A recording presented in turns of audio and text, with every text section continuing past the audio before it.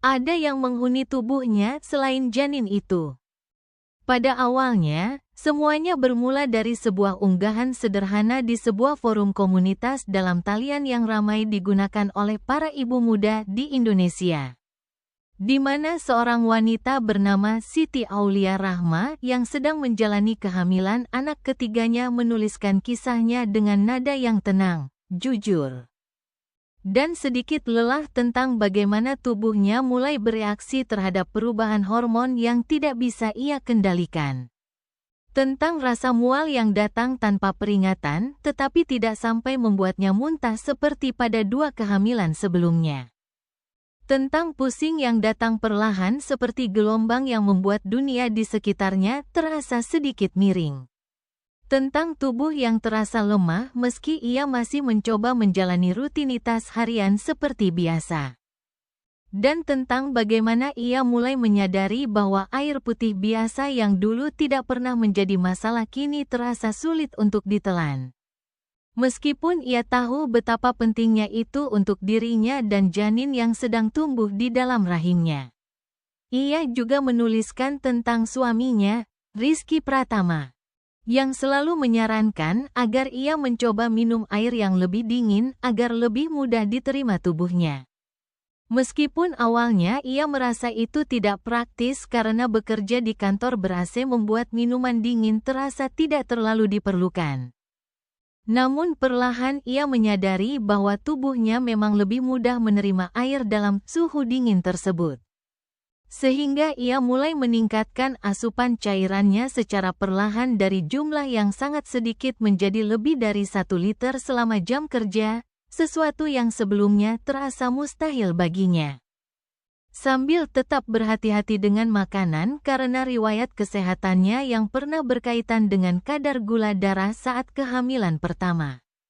Namun tanpa ia ketahui, tulisan sederhana itu tidak hanya dibaca oleh manusia lain di internet, tetapi juga dibaca oleh sesuatu yang tidak memiliki bentuk seperti manusia.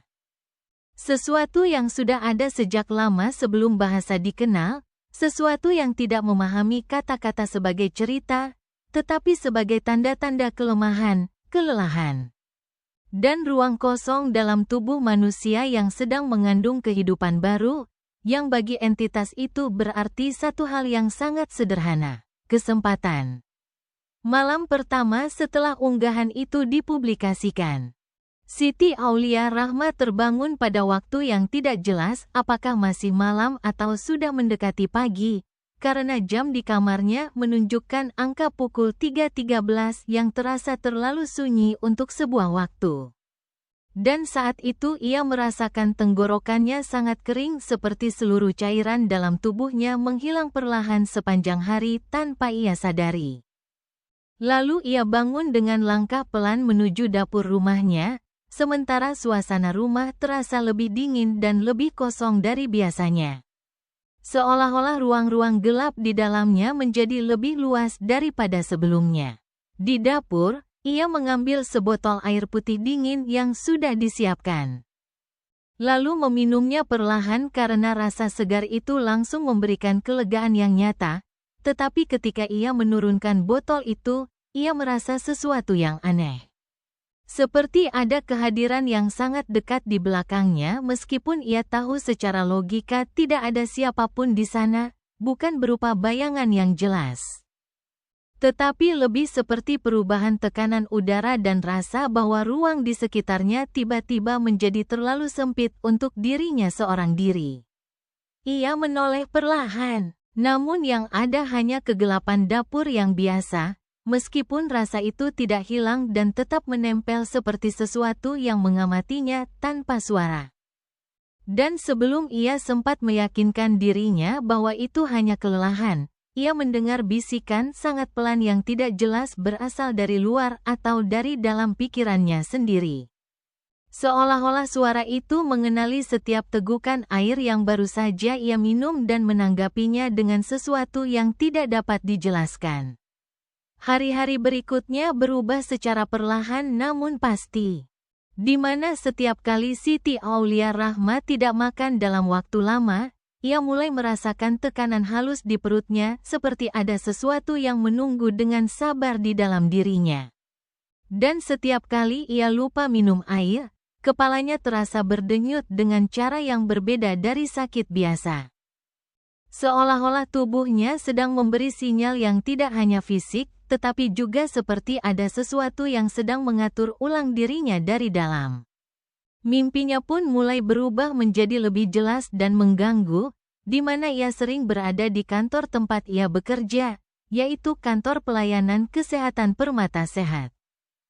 Namun seluruh ruangan kosong tanpa satupun rekan kerja, hanya meja yang dipenuhi makanan yang sama seperti bekalnya, dan setiap kali ia mencoba makan, makanan itu terasa aneh seperti ada sesuatu yang bergerak di dalamnya, seolah-olah bukan lagi makanan, melainkan sesuatu yang hidup.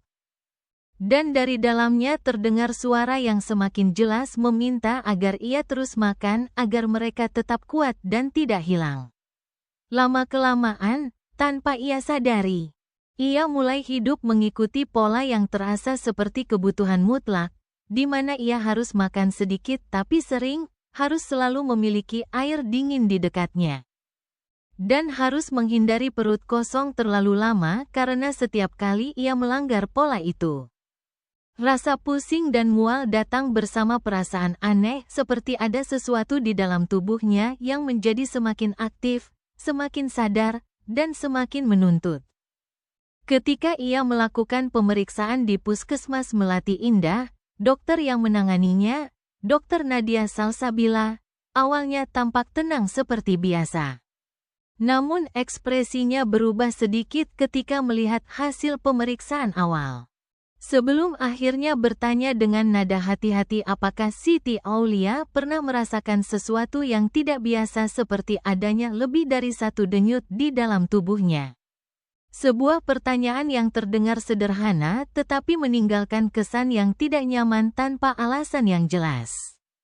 Malam itu, suaminya, Rizky Pratama, mulai menyadari hal yang tidak dapat ia jelaskan ketika mendengar istrinya berbicara dalam tidur dengan suara yang tidak sepenuhnya miliknya.